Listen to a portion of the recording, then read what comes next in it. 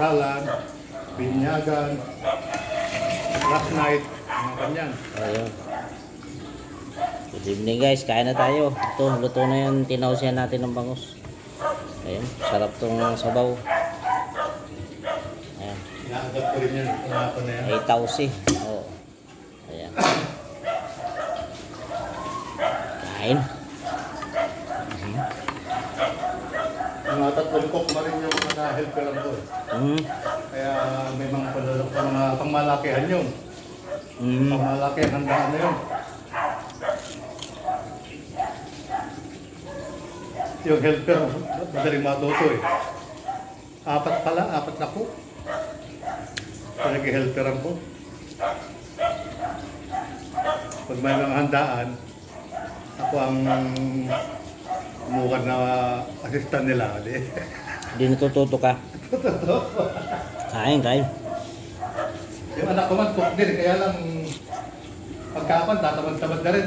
Abay, ka na nga magluto. Cook na yun.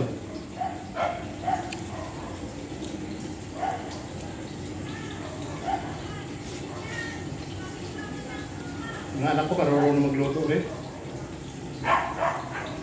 Kahit kayo ng restaurant yung anak ko sa pandemic. Eh, nag-helper sila. Natuto. Kasi ano sila. Marami na rin kanya-kanya ng recipe.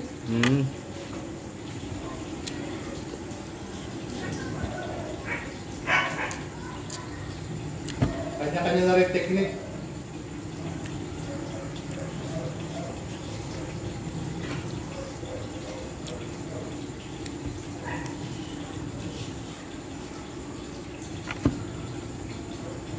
Kaya marami sana ko na marunong magluto.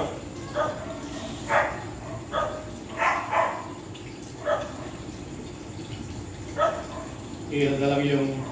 Ano yung mga iba? Nagluluto rin. Kanya-kanya na rin.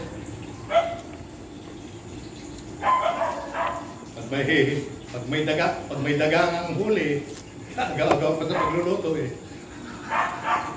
Kaya ka daga. Dagang bundok.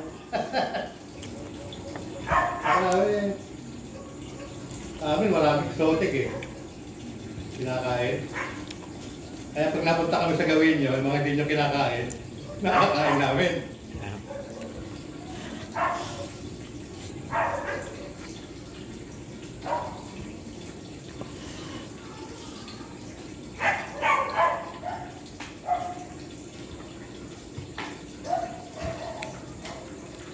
Pagpunta ko sa mga probinsya ng mga kompon, na-adopt ko yung mga luto.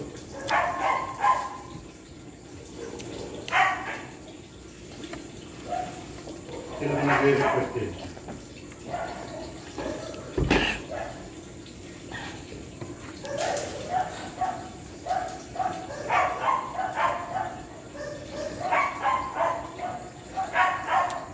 Yung anak ko, halos lahat ng mga recipe sa restaurant.